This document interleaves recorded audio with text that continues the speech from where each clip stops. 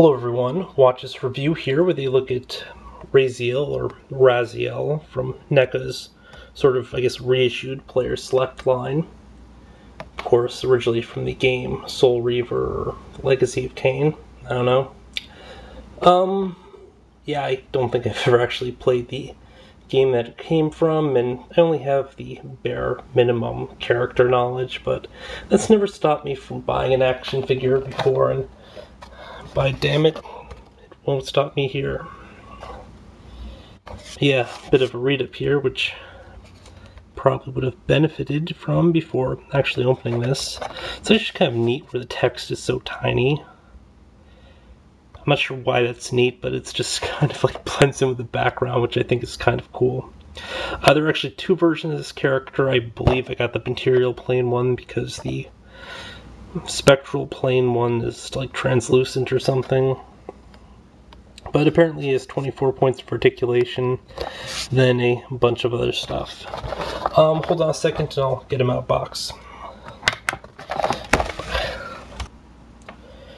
Raziel, or Raziel, depending on how it's actually pronounced, comes with this one. I guess this is the Sword Burst.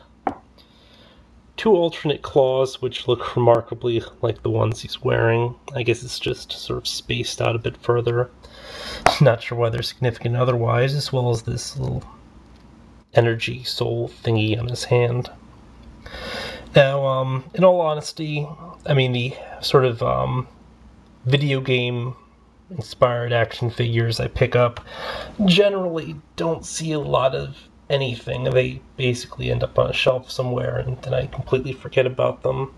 Possible exception of the Mega Man stuff and some other franchises, but a lot of the NECA stuff, you know, basically has the quote-unquote shelf life, where it literally just lives on that shelf, never being displayed elsewhere. Not sure if this will be a different case though, but the big draw for me personally was just the ab crunch, or well, the torso joint, given the fact that he has a skeletal torso. I thought you'd get like a really wicked, crazy range of motion from it, but I mean, it's not anything drastic.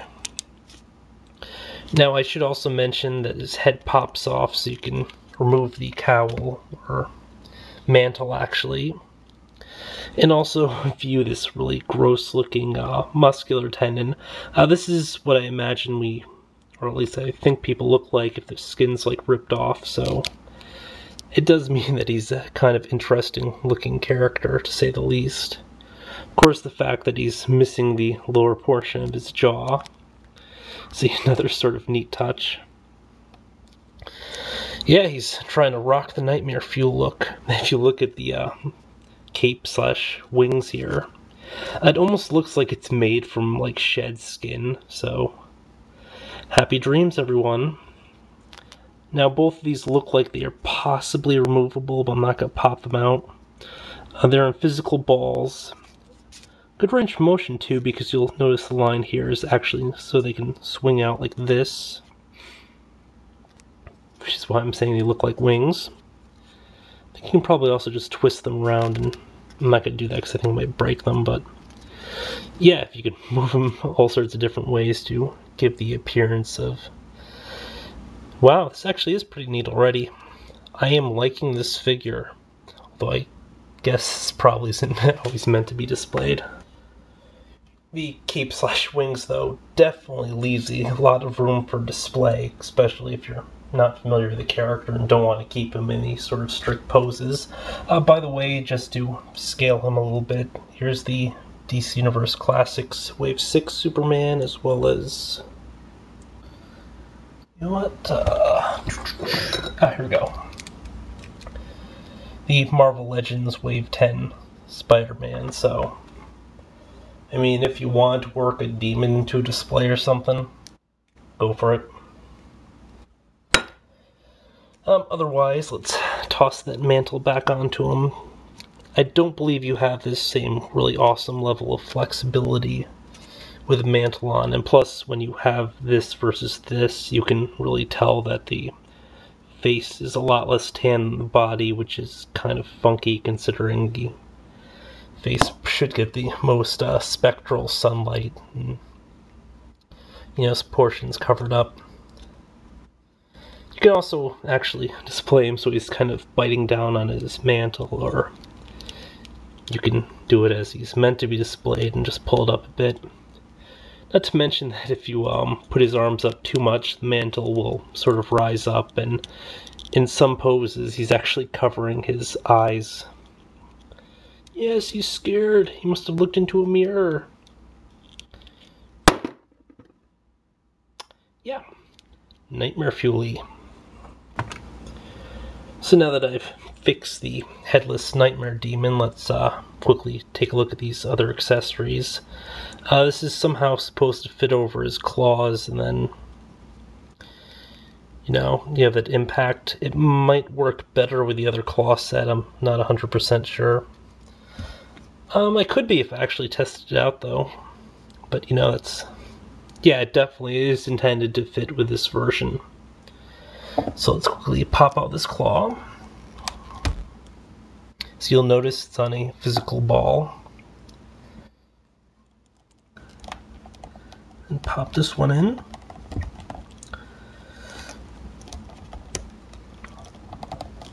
And I pause the video now. I mostly got it now. It's still not a great fit for whatever reason, but here he is with his sword/beam thing. I think it was supposed to be a sword. I should go back and consult the package, but I'm too lazy. Sorry, guys. Plus, like, half the people watching this probably know better than me anyway. But yeah, definitely a very cool looking accessory. Of course, Superman is weak against magic, so wham. Detail-wise, unfortunately, some of these will have defects and everything. By the way, normal hand, alt hand. Other ones just like this, so you can actually pose the sword. Though you wouldn't be able to pose it either way. I guess if you... I don't know. But yeah, I noticed that the mantle was a bit off in color on some of them, like it had bleed onto the brown portions from the white, or brown onto the white, and then the claws in places looked off, like this one. Actually, this one isn't that bad. The other sort of interesting thing is, it looks like he has finger articulation. Oops, came off.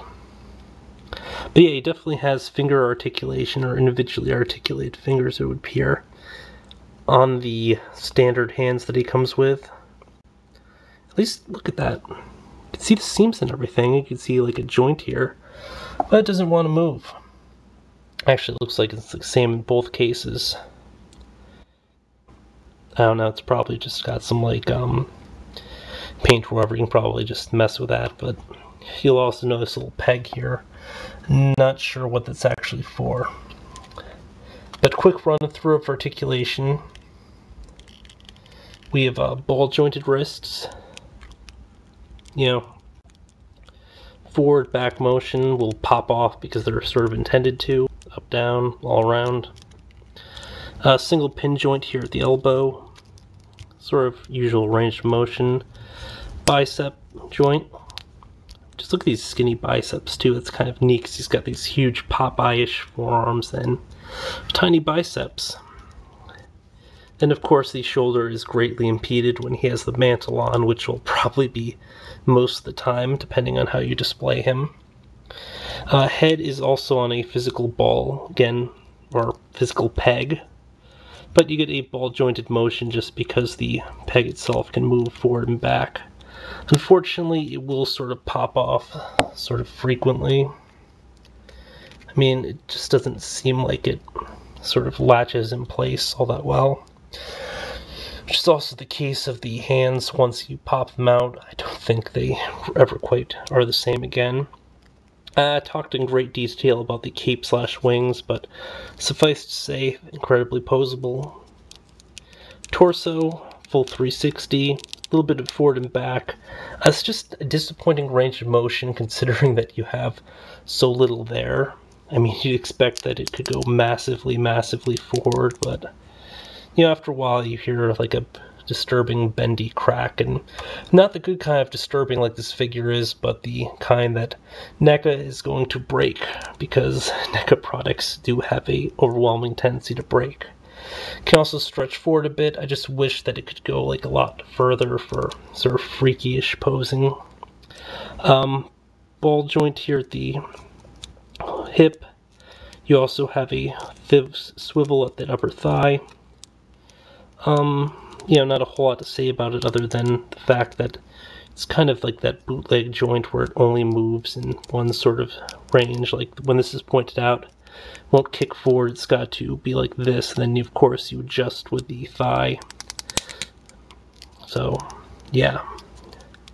Also, you know, just the crotch/hip area doesn't really give you a lot of room for movement, which is something of a downer. A single joint here at the knee, ankles sort of move side to side, very limited up down. You'll notice that he has a peg on both feet, as well as an empty portion here, including the information like it was originally produced in 2007. Hey, what company put this out? Eidos. I never know how to pronounce them either, but yeah, that would be the company. So I mean, definitely a pretty neat looking figure. I'm just not sure if he's everybody's deal. Imagine if you play the games and stuff, you'll probably be into this.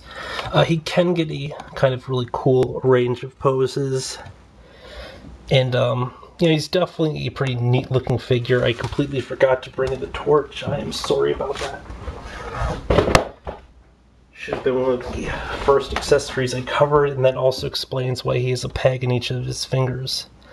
It's because he's supposed to be able to carry the torch. Of course, what an undead looking creature would need with a torch is kind of debatable. You would assume these things can just see in the dark. I mean, can't vampires see in the dark? Can't zombies see in the dark? But alas, he may not be able to see in the dark. The flame here is kind of lame. It's really translucent, not a lot of color.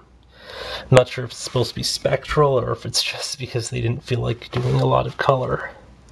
Either way, you know, for display purposes, that does sort of impede it a little bit. All in all, I like the figure, but there are just so many limitations. By the way, they did sort of get the cool cloth look really down. Particularly the mantle and the wood cape just don't mesh together very well, which means you're stuck displaying Mr. Jawless in these poses, the Jolly Jawless monster.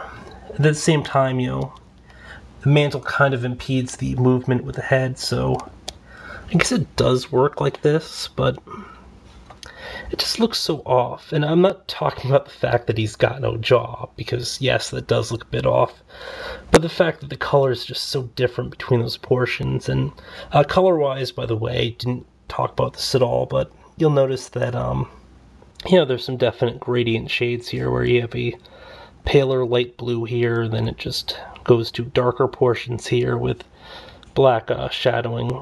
And of course you have a mix of subdued blues and possibly even to like a whitish gray for places.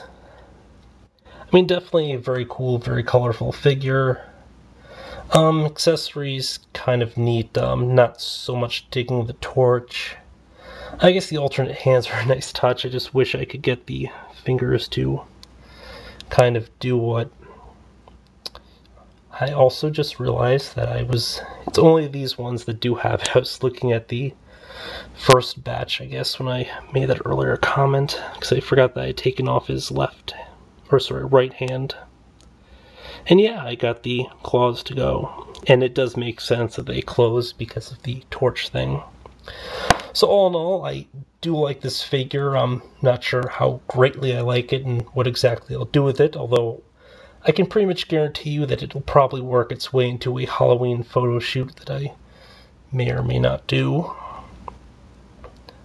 But yeah, this has been a look at Raziel, Raziella, or Ken from the...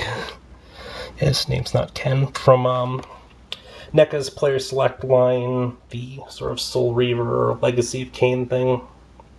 I don't know. Sorry for just being ignorant on the source material.